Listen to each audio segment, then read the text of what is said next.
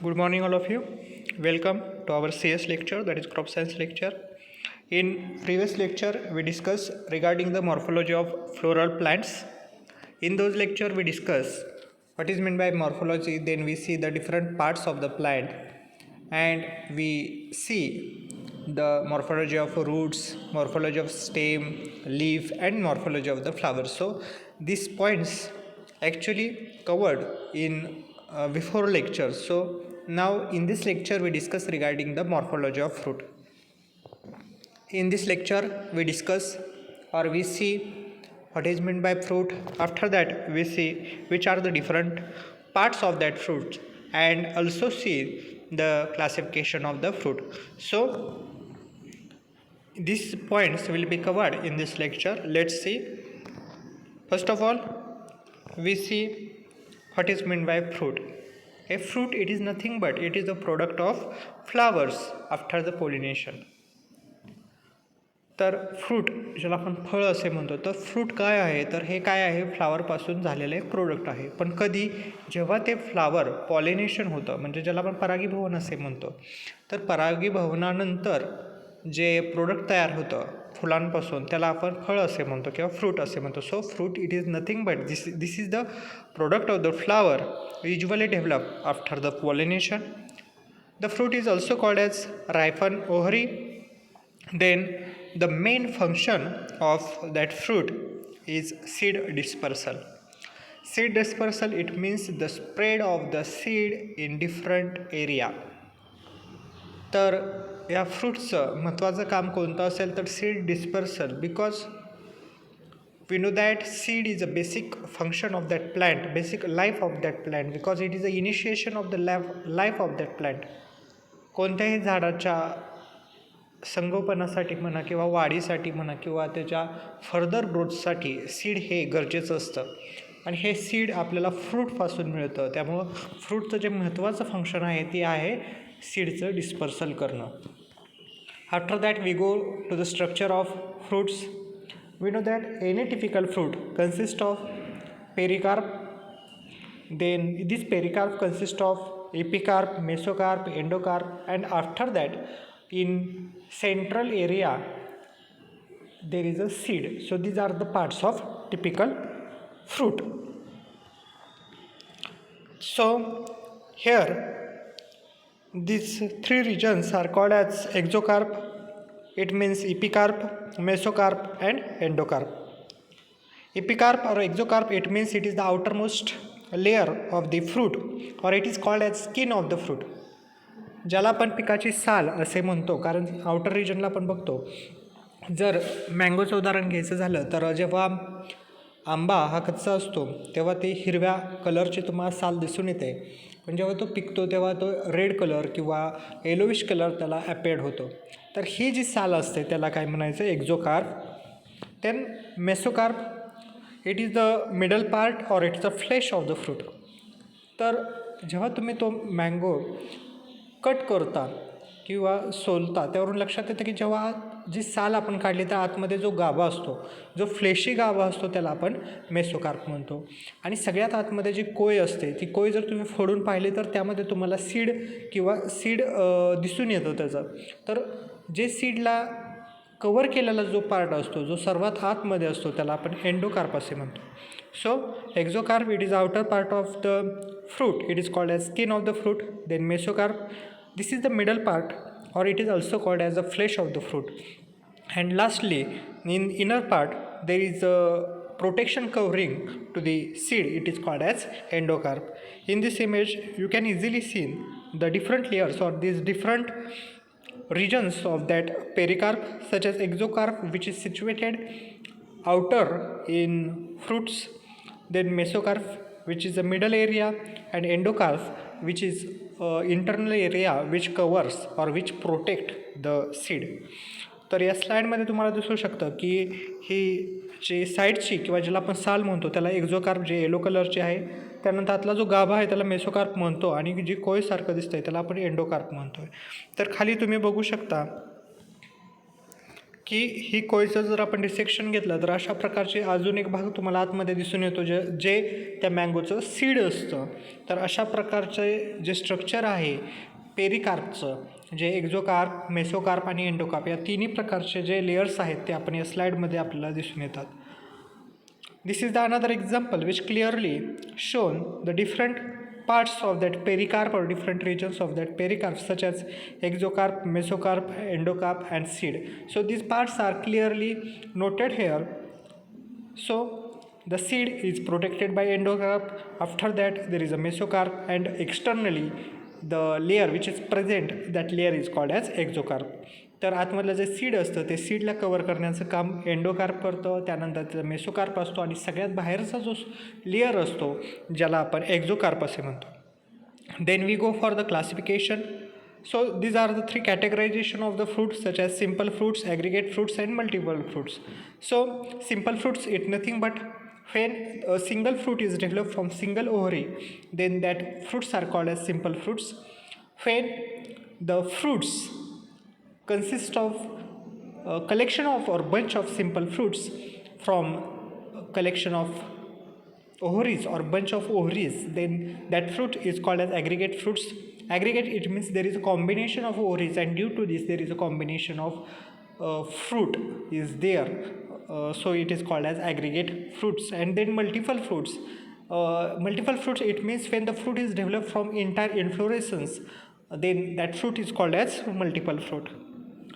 So simple fruits are developed from single ovary. So due to this it is called as simple fruits. And in simple fruits there is some another examples which are categorized on the basis of their texture, on the basis of their shape, such as fleshy fruits. These are also simple fruits but which consist of maximum succulent tissue in that fruits, and due to this that fruit become fleshy in texture. So one or more layers of pericarp become soft during ripening, and its pericarp is a fleshy at maturity. Fleshy, it means soft. So fleshy, for example mango is a fleshy, म्हणजे जे फळाच्या मध्ये गाभा असतो अशा फळांना आपण fleshy म्हणतो. तर त्याच्यामधले जे टिश्यू असतात ते सकुलंट टिश्यू असतात आणि जेव्हा फळ हे राईप होतं तेव्हा ते मऊ होतात, ज्याला आपण गाभा असे म्हणतो. तर अशा गाभा असणाऱ्यांना फळं जी असतात त्यांना आपण फ्लेशी फ्रूट असे म्हणतो. After that there is a बेरीज, have one to many seeds and a pericarp that becomes soft and open, sweet and slimy as it's mature. For example, grapes, eggplant, tomatoes, green peppers, blueberries, then mangosteen, then guava, then banana, then papaya. So these are the berries. जसं आपण fleshy fruits बघितलं त्यामध्ये fleshy फ्रूटमध्ये काही बेरीज असतात, जसं grapes म्हणजे जिथं घड असतो तिथं अनेक फ्रूट्स तुम्हाला कंबाईनमध्ये दिसू शकतात, तर याला आपण बेरीज असे म्हणतो. तर या बेरीजमध्ये ब्रिंजलचा समावेश होतो, त्यानंतर टोमॅटो असेल, त्यानंतर ग्रीन पेपर असेल, त्यानंतर ब्ल्यूबेरी असेल, मँगोस्टीन असेल, बनाना असेल. तर ही सगळी फ्रूट असतात ते बेरी या कॅटेगरायझेशनमध्ये असतात. Then hesperidia, so have leathery pericarp that produces the fragrant oils and soft segmented pulp that is all citrus fruit. तर हेस्पेरिडिया हे जे कवरिंग असतं किंवा अशा प्रकारे या कॅटेगरीमधली जी फळं असतात त्यांची जी आउटर कवरिंग असतं, जी साल असते ती लेदरी असते, म्हणजे जे कातडी स्वरूपाचं जे असतं आणि त्याच्या आतमध्ये ते गाभा असतो की ज्याच्यापासून आपण सेगमेंटेड पल्प म्हणजे जो पल्प असतो आतला गाभा असतो तो सेगमेंटेड असतो, कारण त्याचं विभागन केलेलं असतं किंवा त्याची एक ठराविक अशी रचना असते. जसं की तुम्ही सिट्रस फ्रूट म्हणजे तुम्ही संत्री पाहिलं, मोसंबी पाहिलं किंवा लिंबू पाहिलं तर त्याची जी कव्हरिंग तुम्ही पाहिलं, साल पाहिलं तर तुम्हाला दिसून येतं की ती लेदर असते, म्हणजे जसं लेदर असतं, कातड असतं त्याप्रमाणे त्याची साल असते. आणि जेव्हा आपण ती साल सोलतो तेव्हा तुम्हाला अशा फोडी दिसून येतात. त्या गाभ्याच्या काय असतात, ठराविक शेपमध्ये, ठराविक स्ट्रक्चरमध्ये काय असतात, फोडी असतात, ज्याला आपण सेगमेंटेड पल्प असे म्हणतो. तर अशा प्रकारची जी फळं असतात ती कशामध्ये येतात, हेस्पेरिडियामध्ये येतात. आणि फ्लेशीमध्ये त्यातला गाभा ह्याला ठराविक असं स्ट्रक्चर नसतं किंवा त्याचे सेगमेंटेड पडलेले नसतात. जसा आंबा असतो, आंबामध्ये जसा गाभा ह्या सीडला कव्हरिंग केलेला असतो, त्याप्रमाणचे जे असतात फळे त्याला आपण फ्लेशी म्हणतो. परंतु हेस्पेरिडिया म्हणजे ज्याचं कव्हरिंग लेदरी असतं आणि त्यातला जो गाभा असतो तो ठराविक रचनेमध्ये काय केलेला असतो, सेगमेंटेड केलेला असतो, त्याला आपण हेस्पेरिडिया असे म्हणतो. म्हणजे जे सर्व सिट्रस जे असतात तिथे तुम्ही पाहू शकता की ऑरेंज असेल, त्यानंतर सिट्रस असेल, लेमन असेल, ही सगळी फळे जी आहेत ती हेस्पेरिडिया या प्रकारामध्ये गणली जातात. देन पेपोज.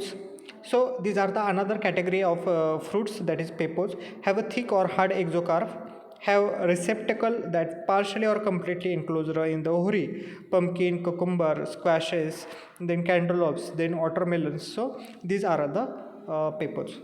तर पेपोज कॅटेगरीमध्ये कलिंगड असेल, त्यानंतर त्यानंतर जो भोपळा असतो, लाल भोपळा असतो, त्यानंतर काकडी असते, ही जी फळे आहेत किंवा ह्या फळभाज्या आहेत तर हे कशामध्ये येतं तर पेपोज कॅटेगरायझेशनमध्ये येतं.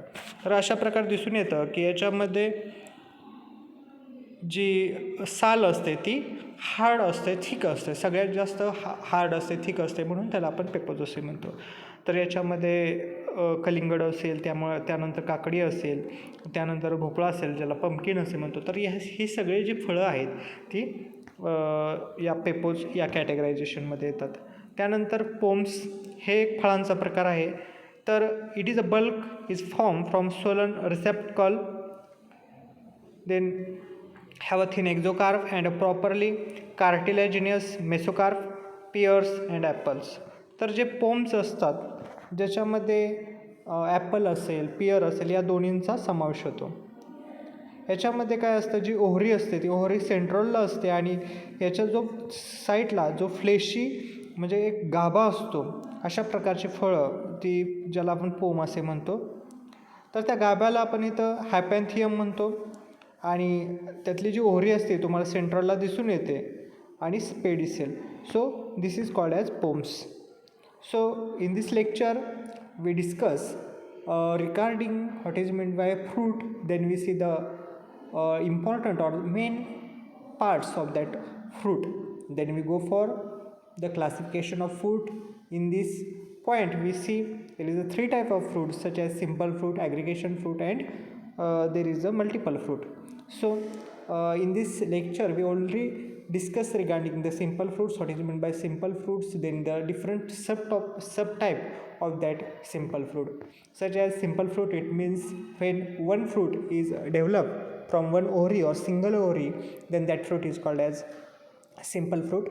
And on the basis of their structure, on the basis of their pulp, on the basis of their shape, on the basis of their structure, texture, these fruits are categorized into different categorizations such as fleshy fruits, then berries fruits, so then pome fruits, then peppos fruits. So these are the different categorization of the fruits, and each category have its different shape, different structure, different morphology. So we stop here. This morphology of the fruit is divided into two parts, part first and part second. So part first is which covers the classification. In that classification it covers only simple fruits. So in next lecture we see what is meant by aggregate fruits, then what is meant by multiple fruits, which are the examples of that categorization, how this pulp is articulated in that structure. So this type of these points will be discussed in next lecture. So if you have any type of query, any type of doubts regarding the fruit, what is meant by fruit, which are the part of the fruit, then what is the morphology of the fruits, then different types of the fruits, different examples of that fruits, so you can ask me through WhatsApp. So now I'm stop here. Thank you.